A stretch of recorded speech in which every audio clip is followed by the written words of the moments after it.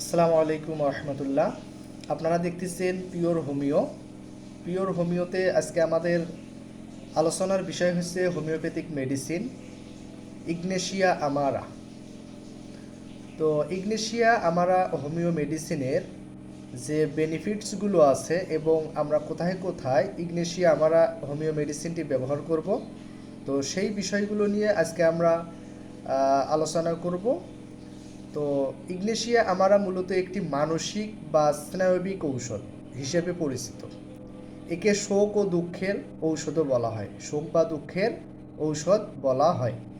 এটি বিশেষ করে যেই সব ব্যক্তিদের জন্য কার্যকর যারা খুব বেশি সংবেদনশীল এবং যাদের সমস্যাগুলো মানসিক আঘাত বা দুঃখ পাওয়ার পর থেকে শুরু হয়। এই বিষয়টা আমাদেরকে খুবই গুরুত্ব সহকারে মনে রাখতে হবে।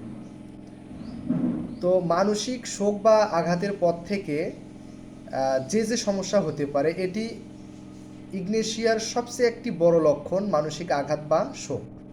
কোনো প্রিয়জনকে হারানো, প্রেমে ব্যর্থ বা হঠাৎ পাওয়া কোনো দুঃসংবাদ থেকে যদি কেউ মানসিকভাবে ভেঙে পড়ে, তবে ইগনেশিয়া আমরা হোমিও মেডিসিনটি ব্যবহার করতে পারি। রোগী একা থাকতে চায়, দীর্ঘ নিঃশ্বাস ফেলে এবং মনে মনে কষ্ট পায় কিন্তু কারোর সাথে শেয়ার করে না, এই ধরনের লক্ষণগুলো যদি আমরা পাই, সেক্ষেত্রে আমরা এই ইগনেশিয়া মেডিসিনটি ব্যবহার করতে পারি। মেজাজ পরিবর্তন, ইগনেশিয়ার আসলে মেজাজ কী রকম হয়? ইগনেশিয়ার রোগীদের মেজাজ খুব দ্রুত পরিবর্তন হয়। এই হাসছে তো এই কাটছে, এমন অদ্ভুত আচরণ যদি দেখা যায়, সেক্ষেত্রে আমরা ইগনেশিয়াকে অবশ্যই স্মরণে নেব। অত্যধিক সংবেদনশীলতা এবং খিটখিটে মেজাজ শান্ত করতে এটি ব্যবহৃত হয়। ঠিক আছে। গলায় কিছু আটকে থাকার অনুভূতি, মনে হচ্ছে গলায় যেন একটা আটকে রয়েছে। মানসিক দুশ্চিন্তা বা শোকের কারণে অনেক সময় মনে হয় গলায় কোনো গোল পিণ্ড বা লালা আটকে আছে, যা গিললেও যায় না। এই অদ্ভুত লক্ষণে ইগনেশিয়া হোমিও মেডিসিনটি আমরা ব্যবহার করতে পারি। আচ্ছা, ইগনেশিয়া আমারা হোমিও মেডিসিনের কিছু বিপরীত লক্ষণ আমরা বা বৈচিত্র্যময় কিছু লক্ষণ পেয়ে থাকি। কীরকম? যেমন যে গলা ব্যথা, কিন্তু শক্ত খাবার গিললে আরাম বোধ করে। আপনার গলা ব্যথা, আপনি যদি শক্ত খাবার গ্রহণ করেন, সেক্ষেত্রে দেখা যায় যে আপনি আরাম বোধ করতেছেন। অথবা দেখা যাচ্ছে আপনার দাঁতে ব্যথা, কিন্তু খাবার যদি আপনি চিবান, সেক্ষেত্রে দেখা যায় যে আপনার দাঁত ব্যথা ভালো হয়ে যাচ্ছে, এরকম মনে হয় বা আপনি আরাম বোধ করেন। পাকস্থলীতে অস্বস্তি, কিন্তু গভীর শ্বাস নিলে দেখা যায় যে আপনি ভালো বোধ করতেছেন। এরকম যদি আমরা লক্ষণ পাই, সেক্ষেত্রে আমরা ইগনেশিয়া মেডিসিনটি ব্যবহার করতে পারি। স্নায়বিক মাথা ব্যথা, অতিরিক্ত চিন্তা, শোক, মানসিক পরিশ্রমের ফলে যদি মাথা ব্যথা হয়, সেক্ষেত্রে আপনারা ইগনেশিয়া হোমিও মেডিসিনটি অবশ্যই স্মরণে রাখতে পারেন। ব্যথার ধরনটা আসলে কী রকম? মনে হয় মাথার একপাশে একটি পেরেক পুঁতে দেওয়া হচ্ছে। কফি বা তামাকের গন্ধে এই ব্যথা আবার বেড়ে যায়। ঠিক আছে, এমনটা যদি আপনারা পান, সেক্ষেত্রে অবশ্যই ইগনেশিয়া মেডিসিনটি আপনারা গ্রহণ করতে পারেন। অনিদ্রার ক্ষেত্রে আমরা কখন ইগনেশিয়া মেডিসিনটি ব্যবহার করতে পারি?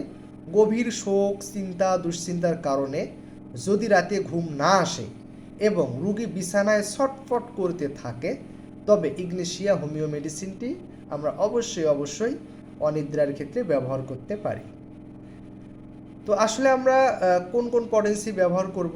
আমরা যে বিষয়গুলো দেখলাম, এই বিষয়গুলো আমরা যদি কোনো রোগীর ভেতরে পাই, সেক্ষেত্রে আমরা ইগনেশিয়া মেডিসিনটি অবশ্যই ব্যবহার করতে পারি। তো শক্তি, সাধারণত 30 বা 200 শক্তি আমরা দেখা যায় যে বেশি ব্যবহৃত হয়ে থাকে। তো মানসিক যে সমস্যাগুলো আছে, এই মানসিক সমস্যার ক্ষেত্রে উচ্চ শক্তি বা সিএম শক্তি অনেক সময় ব্যবহার করা হয়। ঠিক আছে। তো আপনাদেরকে অবশ্যই ইগনেশিয়া মেডিসিনটি যদি আপনারা কোনো রোগীকে দেন বা আপনারা কেউ যদি ইগনেশিয়া মেডিসিনটি গ্রহণ করেন, সেক্ষেত্রে আপনাদেরকে কিছু সতর্কতা অবলম্বন করতে হবে। সেটি হচ্ছে, ইগনেশিয়া সেবনকালে কফি, তামাক, কড়া গন্ধযুক্ত খাবার এড়িয়ে চলতে হবে, কারণ এগুলো এই ঔষধের ক্রিয়া নষ্ট করে ফেলে। ঠিক আছে। তো পরিশেষে আমরা একটা কথা অবশ্যই সবাইকে বলি, সেটা হচ্ছে হোমিওপ্যাথি কোনো রোগীর চিকিৎসা করা হয় না, হোমিওপ্যাথিতে রোগীর চিকিৎসা করা হয়। রোগীর যে সামগ্রিক সিমটম, সেই সামগ্রিক সিমটম নিয়ে কিন্তু চিকিৎসা করা হয়, ঠিক আছে, কোনো নির্দিষ্ট কোনো রোগের চিকিৎসা করা হয় না। তো সেক্ষেত্রে আপনারা যদি পুরাতন রোগে ভোগেন, ঠিক আছে, সেক্ষেত্রে আপনারা অবশ্যই একজন হোমিওপ্যাথিক রেজিস্টার্ড চিকিৎসকের পরামর্শ নেবেন। সেই পরামর্শ অনুযায়ী অবশ্যই আপনারা হোমিওপ্যাথিক মেডিসিন গ্রহণ করবেন। আশা করি আপনারা অবশ্যই ভালো একটা ফলাফল পাবেন, ঠিক আছে।